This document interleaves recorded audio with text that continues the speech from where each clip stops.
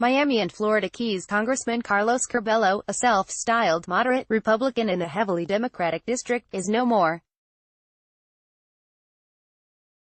He has conceded his congressional race to upstart challenger Debbie Mucarsel-Powell, a healthcare worker. As it stands, he's losing by only 3,000 odd votes, but just enough to make a win seem implausible.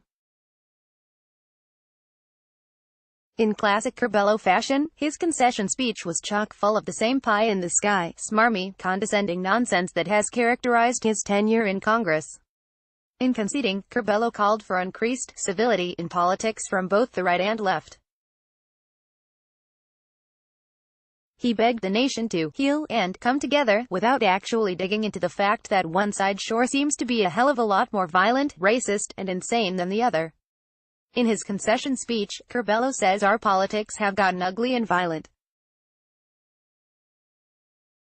He calls for healing and says that many Americans fled countries with brutal political systems, so we should protect our democracy together. https://t.co/lkfxnsk6i8 Marianne Battle at Marianne Battle, November 7, 2018. This is quite likely because Curbelo was either unwilling or unable to admit that his own, allegedly, civil ideas, small government and low taxes in exchange for basically non-existent social programs or labor rights, were inherently uncivil to begin with.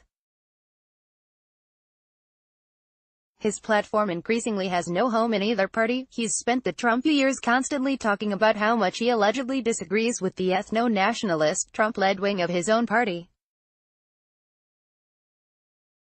But as tonight showed, he was still significantly too conservative to succeed in his deep blue South Florida district. Despite his rhetoric about bipartisanship and civility, he voted in line with Trump's agenda 83% of the time. He will perhaps most famously be known for voting for a failed 2017 Obamacare repeal despite the fact that his own district contained one of the highest concentrations of Affordable Care Act beneficiaries in America. He also voted for the 2017 Republican tax cut, and personally benefited from it. The annoying thing about Curbelo, though, wasn't so much the votes as his personality. He would have been less frustrating had he been some sort of garden variety weed whacker rental company owning asshole.